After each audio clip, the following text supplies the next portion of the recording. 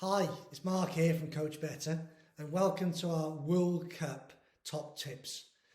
What we're trying to do is allow you as a coach at every level, grassroots to professional, take lessons from the World Cup and apply them on the grass with your players.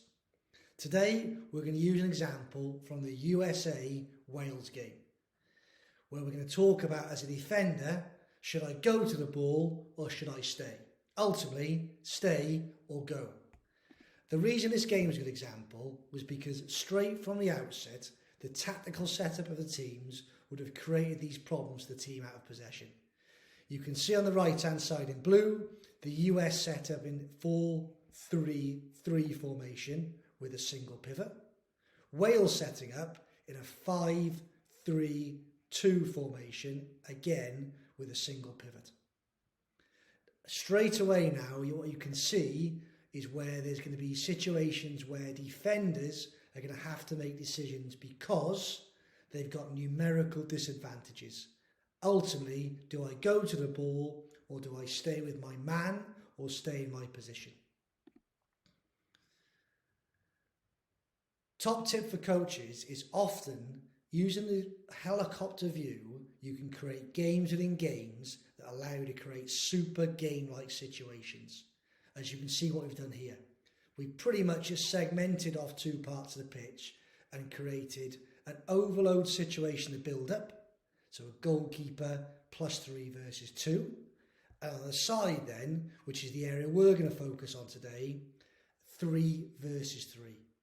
And this situation was created a lot by the US because initially in the game, they were clever to drop an extra man into their defensive line to create 3 players in their build-up phase, which meant when they switched the play from side to side, they could often take out the initial Welsh pressure and create a 3v3 situation. Why was this a big problem for Wales? Was because they made bad decisions when to stay and when to go as defenders. What we can see here is Wales' wide midfield player has made a bad decision to go to the ball. Not only has he left space behind him, but he hasn't managed to get the player on the ball's head down. To make that situation worse, his teammate behind has also decided not to stay in a position, but go to cover the space his teammate has left. What does that mean? No pressure on the ball, players out of position, space in behind, big problem.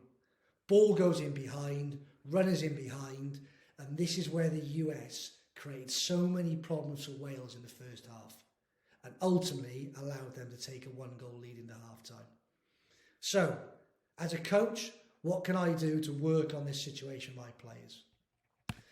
So, this practice here is pretty much taking that situation from the game helicopter view and putting it on the grass for your players. 3v3 with mini goals and end zones. Creating situations where as defender, you're having to consistently decide, should I go to the ball or should I stay in my position based on what I can see around me. For example, if I take this practice here, I'm going to see a situation where often I'm going to force my players into these type of situations. Situations where as a defender, do I go to the ball? Brilliant decision, young man. Or do I hold my position and defend the space? So as a coach, top tip, if you want to think about talking to your defenders about when to stay or when to go, create situations that 1, replicate a game, and 2, always think about adding an overload situation. Just by adding the spare player in here now, you're facilitating those moments more often than not. Hopefully this has been helpful. Get yourself on the grass, apply these, and please share, like, give us some feedback on has it been helpful for you. And we look forward to sharing another World Cup lesson tomorrow.